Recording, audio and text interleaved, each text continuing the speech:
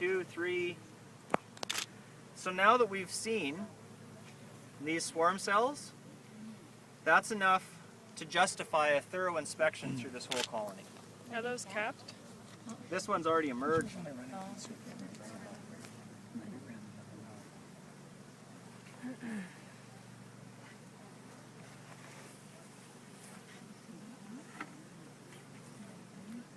Oh, there's round jelly there.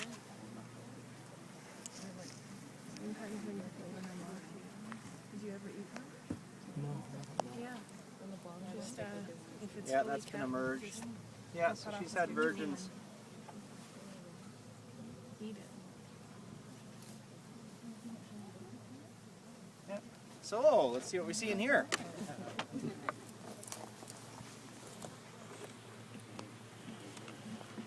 Why would that affect the whole colony? What's that? Why would those affect the entire colony? You said you'd have to inspect the whole colony. Because that is the most prominent place where they're going to build swarm cells, but it's not the only place. So if you see swarm cells hanging from the bottom of the frames, you know that you've got to go through it frame by frame and look everywhere For swarm cells. for swarm In cells. this hive? Yes. Because you don't want them to swarm. Like as an inspector, are you looking for people that aren't, No, my concerns as an inspector is American foul brood. That's That's which why. has nothing to do with the swarming issue? No. Okay, all right. So this is just good beekeeping? Swarms? No.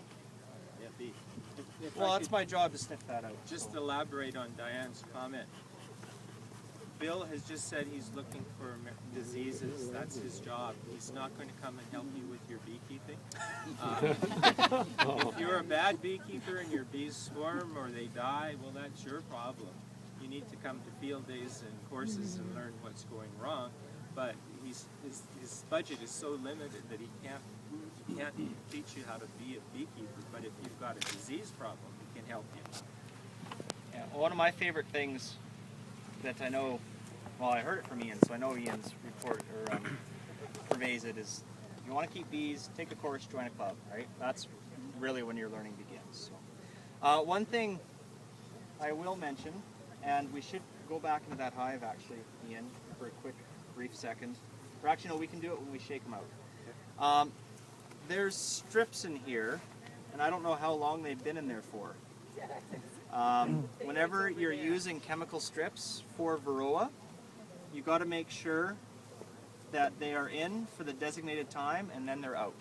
You can't leave them in past what it says in the label, because what you're doing is you're promoting tolerance for the mites. They can start to metabolize those chemicals the longer they're exposed to them, because that release rate slowly diminishes in that strip. It might kill 99.9% of your mites, but it's the 0.1% of that population that is breeding and growing, right? So if you go and start using chemical strips, make sure they don't stay in longer than they're supposed to. Okay. And they're not to be used when you're collecting honey.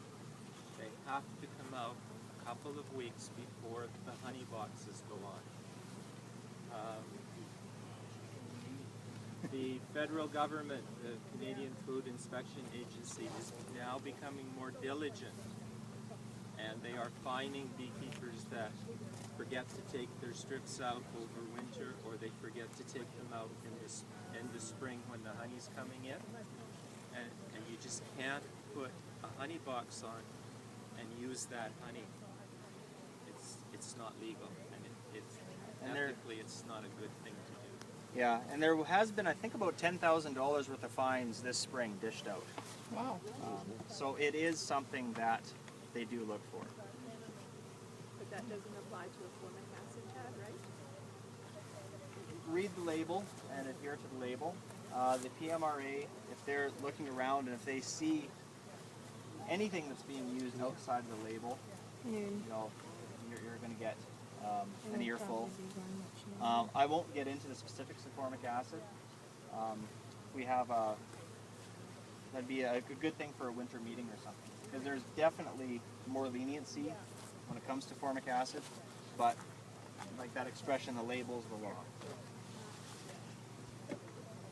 noticed Bill was holding that chemical strip just the bare minimum amount of time and not grabbing it. You're supposed to be wearing gloves when you handle those, but especially you know, we're not modeling the best behavior here, but it's just getting the thing out. And short exposure if you have to. That's one-time gloves are actually not a bad idea.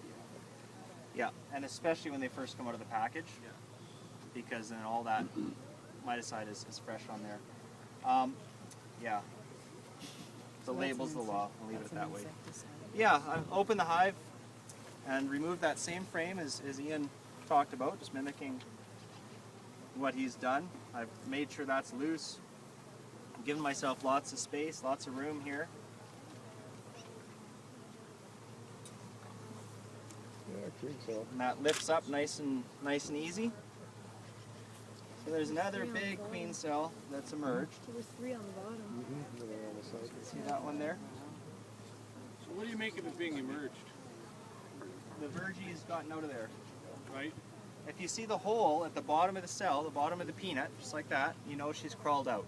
Can you hold it up for a second so other people can see? I can pass it right around. There's one on the other side too.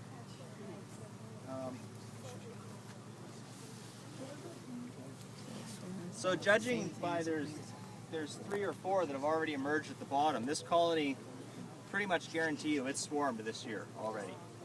So now what we want to go through is we're going to keep an eye out to see if we can spot a virgin, which is tricky because her abdomen is not as swollen as what a mated queen's is.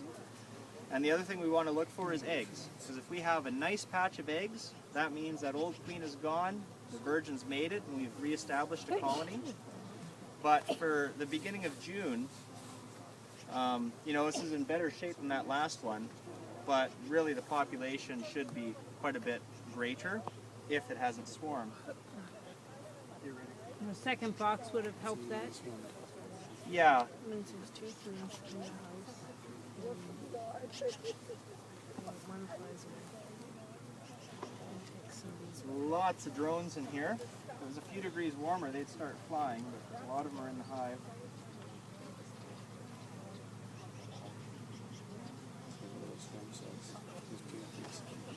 So queen.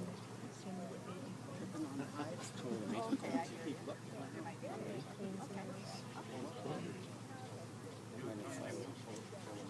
After she's hatched, or the old queen that's in there, we're going sting them out. So that they I'm just glancing up and down. You see some drone cells up here.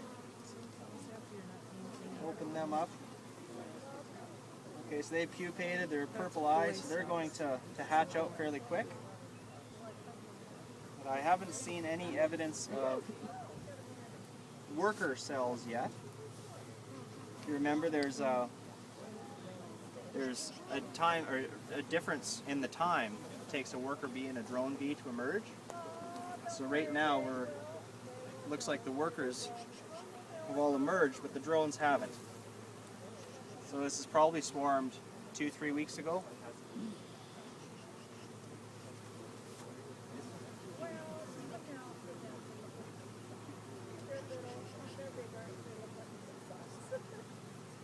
But they're nice and quiet. They're not minding that I'm facing their frame and yelling at them. Does that generally indicate that there's still a queen active in there then? If they're quiet? Generally indicate. That's a perfect way to put it. You know, so many times at field days, I'll go and make a statement, and then the bees, the next frame, they prove me absolutely wrong. So I try to generally indicate. generally indicate. It's a perfect way to... You may use that line anytime you'd like. Oh, thank you. Excellent. Excellent. Queen cell, anybody? Got a couple of queen cells if you've never seen one. This one is the queen is still inside. She's either dead or she's ready to come out. She's head down, head at this end, abdomen at this end, and she'll chew a flap 3/4 of the way around and come out. And this one Yeah. But when you is when a you developing as a queen general cell, rule, and this the one books will here, say you'll see your swarm this one cells along here the bottom of your frame. has a hole in You it see and the those flap. queen cells all So a around the queen face. has come out of As this a general one. rule, that's your supersedure. You can So tell you're she's trying to come out replace because the of the queen. flap. The She queen is chews still in 3/4 there of the way and then oftentimes. just walks out. But when you start may to see have gone swarm around cells in the some bottom of the frame, they can be anywhere, including on the face of the comb. A lot of times they'll hide them in these little corners right here, and they're tough to spot. So the swarm cells that you glance at, when you tilt that box up, you're only seeing the ones down here. You're not seeing the ones in the face, and you're not seeing the ones hiding in the corner. So that's why by seeing those couple on the bottom, okay, that tells us we have to look everywhere now. If you find a queen in there, Bill, you're going to leave the swarm cells on? Well, Take there's them off there's the nothing frame. in them, You so don't have to worry about it. you don't have to worry about them. I mean, you could They'll take clean them them up. off. No, they'll probably leave them there for quite a while. You're not seeing eggs yet. No, I'm not seeing any eggs. capabilities of only decrease. We got an Asher going again here. Yeah. Did the ashes do any good at all? No. Make me feel better. Actually, if somebody wants to see if they can get that going, I'd appreciate it. Oh, that looks good. You did. And what oftentimes will happen too is initially you'll have the old queen take off with half the bees, and the virgin will go out. And if this is just plugged with bees and really full, you can get a virgin swarm or a secondary swarm. Yeah. And if you think about the initial population of that hive, you lose roughly half of the bees to that initial swarm. Then you're going to lose half of the half to that secondary swarm, because the virgin will take off the swarm. So now you're down to a quarter of the population. And it's possible for another virgin to take off. You can have a hive that will swarm down to absolutely nothing. So the earlier you can catch this, the better off you are. And there she is. Right. Yeah. There's a virgin right there. And how do you tell it's a virgin? You can tell by how narrow her abdomen is. It's almost more like a V than what it is round and plump. And she's a healthy looking virgin because you can see the size of her thorax, which is right behind her head, is considerably larger than the other bees that are around. You also notice the way her wings are stuck out and she's flapping them quite a bit. Virgins are often quite racy or runny or excited. So they like to run. Does anybody, I can move this around a bit, who wants to see a virgin? If I take my eyes off her, then I'll lose her. No one else.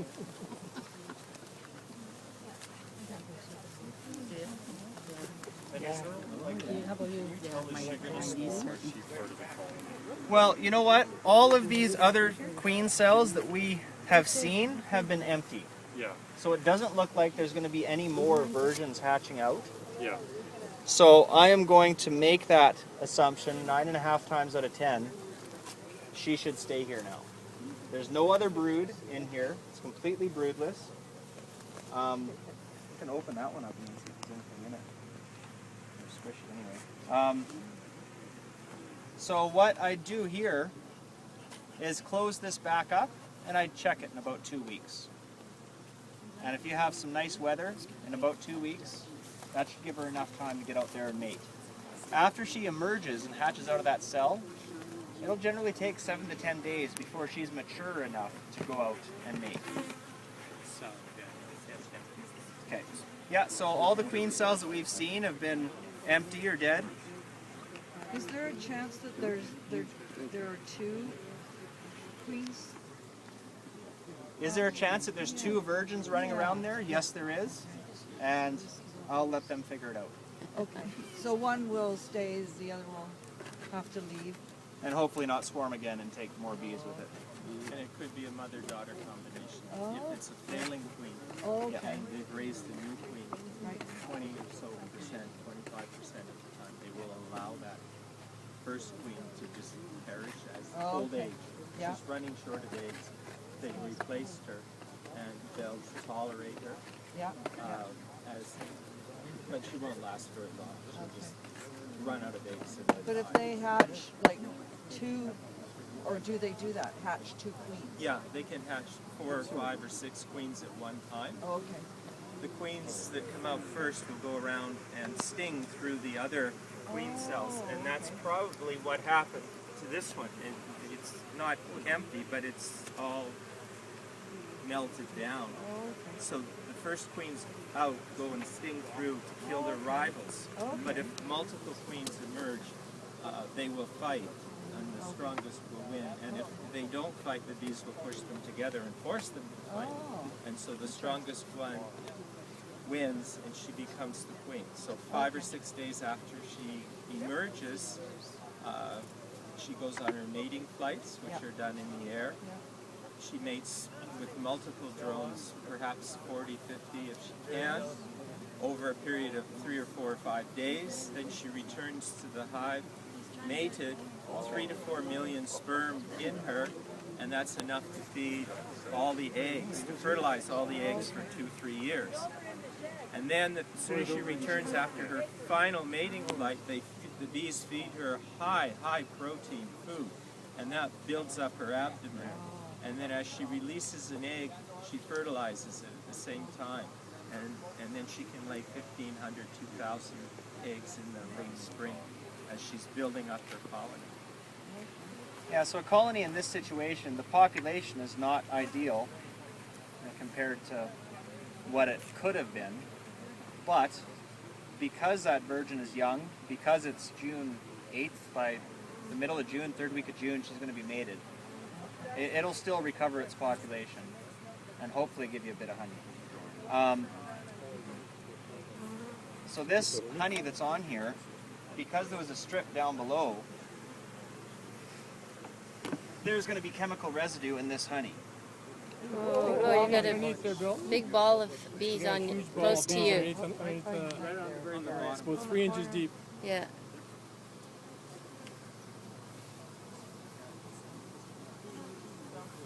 Now the reason, the purpose of a queen excluder is to keep the queen down. Because her abdomen is fatter, she can't go through the screen. Neither can drones. A virgin queen is skinny enough to go through the queen excluder. The reason you use the queen excluder is because you don't want the queen to start laying a brood, eggs, larvae, and pupa in your honey boxes, because if she does that in August, then when you go to extract, you can't really, unless you don't mind a little bit of larva and stuff in your honey. Then you can throw a queen, if that happens, you can brush all the bees below a queen excluder in August, and 3 weeks later the last bee will have emerged. Then you can extract without brood. So, Are you going to put the second honey